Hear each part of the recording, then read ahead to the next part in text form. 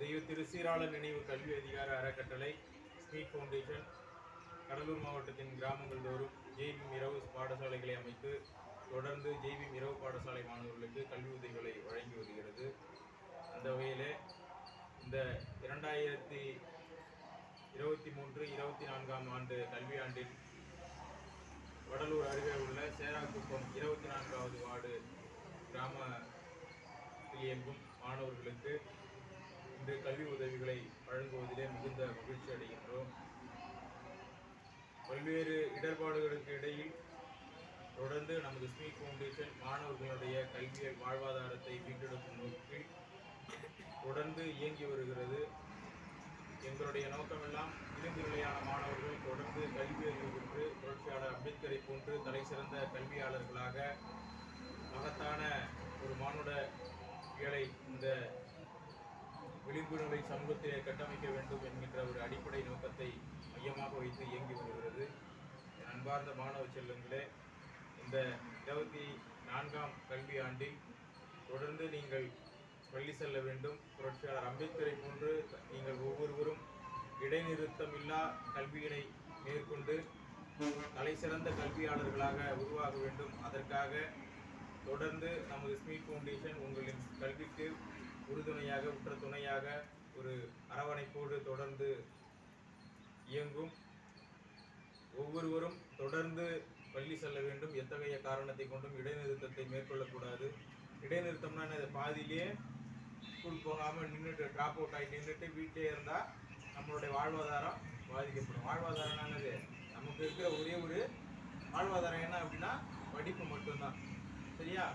இப்போ அதை மட்டும் நம்ம ட்ராப் பண்ணிட்டோம், அதை நிறுத்திட்டோம் அப்படின்னா நம்ம மறுபடியும் நம்ம அப்பா அம்மா என்ன வேலை செய்கிறாங்களோ அதையே தான் நம்ம திருப்பி செய்யணும். நம்மக்கிட்ட கல்வியை தவிர்த்து வேறு எதுவுமே கிடையாது. பொருளாதாரம் கிடையாது, வேறு எதுவுமே கிடையாது. நம்மக்கிட்ட வாழ்வாதாரம் என்ன இருக்குது? அப்பா அம்மா போயிட்டு கூலி வேலை செஞ்சுட்டு வந்தால் தான் நமக்கு இன்னும் இருக்கிற அவங்க கொண்டுட்டு வர்ற ஊதியத்தை வச்சு தான் நம்ம என்ன பண்ண முடியுது?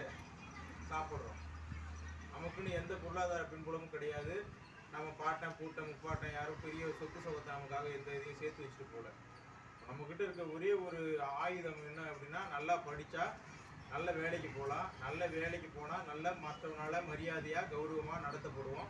நல்ல மரியாதையாக கௌரவமாக நமக்கு வந்துட்டால் நல்ல அறிவு நம்ம ஏன் பண்ணுறது மூலயமா தான் அடுத்தவங்ககிட்டேருந்து நமக்கு மரியாதையை ஏற்படுத்திக்க முடியும். அதன் மூலயமா நம்ம அப்பா அம்மாவை வாடா போடா இங்கே வாடான்னு கூப்பிட்டவன் இன்றைக்கி நம்மளை வாங்க சார் வாங்க மேடம் அப்படின்னு நம்ம நாளைக்கு மரியாதையாக கூப்பிடுற ஒரு நிலைமையை நமக்கு உருவாக்கி தரும் அப்படின்னு ஒன்று இருந்தால் அது கல்வியால் மட்டும்தான் முடியும்.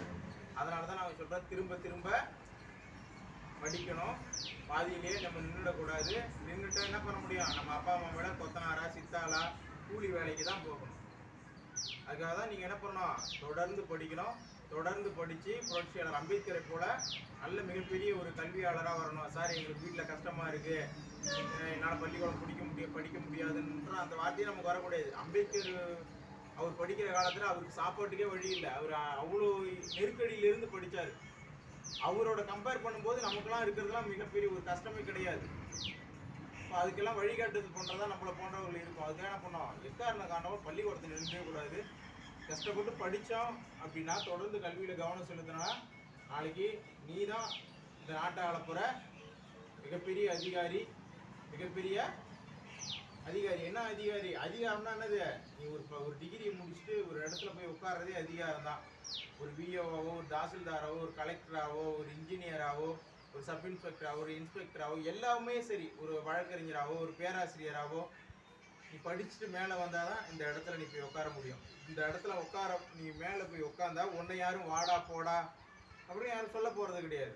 அப்புறம் என்னது? உன்னுடைய பிள்ளைகளும் நாளைக்கு என்னது மிகப்பெரிய ஒரு நல்ல நீ படிச்சு நல்லா செட்டில் ஆகிட்டுனா உன் பிள்ளை கஷ்டப்படுமா? என்ன பண்ணுவான்? நீ எம்பிபிஎஸ் பிஎட் முடிச்சுட்டு ஒரு டீச்சராக போயிட்ட, ஒரு வாத்தியாராக போயிட்டேன்னா உன் பிள்ளை நாளைக்கு கண்டிப்பாக டாக்டராக வருவான். ஏன்னா என்னது? அன்றைக்கி நீ பொருளாதாரத்தில் ஓரளவு வளர்ச்சி அடைஞ்சிருப்ப. அப்போது தாராளமாக நம்ம முன்னேறி நம்ம நகர்ந்துக்கிட்டே இருப்போம். இந்த விளிம்பு நிலை சமூகம் முன்னேறி போய்கிட்டே இருக்கும். ஆனால் இன்றைக்கி நம்ம ஒரு டீச்சராக இருக்கோம், ஒரு பிஎட் முடிச்சுட்டு ஒரு டீச்சராக இருக்கோம்னா நாளைக்கு உன்னோட பசங்க எம்பிபிஎஸ்ஸாக படிப்பாங்க, அவங்க டாக்டர் ஆவாங்க. அவனோட பிள்ளை என்னவா இருப்பான்? அவனோட மேலே போவான். அப்போது அவனுடைய பாட்டன் யாரு? ஒண்ணுக்கும் வழி இல்லாத சாப்பாட்டுக்கு மட்டுமே கஷ்டப்பட்ட ஒரு கூலி வேலைக்கு போனவன். இப்ப அவன் பேர புள்ள எங்க இருக்கு? இப்ப டாக்டரா இன்ஜினியரா பெரிய அதிகாரத்துல உட்காந்து. இது எப்படி நிகழும்னா உடனே நிகழ்ந்துராது. பல தலைமுறை உயர்வு இருக்கணும். அப்ப அதுக்கு என்னது? நீ நல்லா படிச்சாதான் உன்னோட தலைமுறைய உயர்ந்த இடத்துக்கு கொண்டு போகணும். அதுக்காக தான் உங்களுக்கு என்ன சொல்றோம், திரும்ப திரும்ப என்ன சொல்றோம், படிங்க, நல்லா படிங்க, தொடர்ந்து படிங்க. எக்காரணத்தை கொண்டு பாதிலேயே என்ன பண்ணக்கூடாது, படிக்கிறத நிறுத்திடக்கூடாதுன்னு நம்ம சொல்றோம். புரியுதுங்களா? இதுக்காக தான் நம்ம என்ன பண்ணி யாரை போல நமக்கு இருக்கிற ஒரே இன்ஸ்பிரேஷனே, ஒரே ஒரு வழிகாட்டி யாரு அப்படின்னா புரட்சியாளர் அம்பேத்கர் தான். அம்பேத்கர் இல்லைன்னா இன்னைக்கு நம்மளாம் இன்னைக்கு கல்வியாளர்களாக உருவாகி இருக்கவே முடியாது. இன்னைக்கு நமக்கு எல்லா வழிவகையும் ஐயா உருவாக்கி விட்டுட்டு போயிருக்காங்க.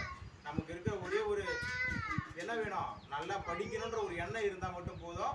நம்ம மேலே படிச்சுட்டு மேலே வந்துடலாம். சரிங்களா? நல்லா படிப்பீங்களா?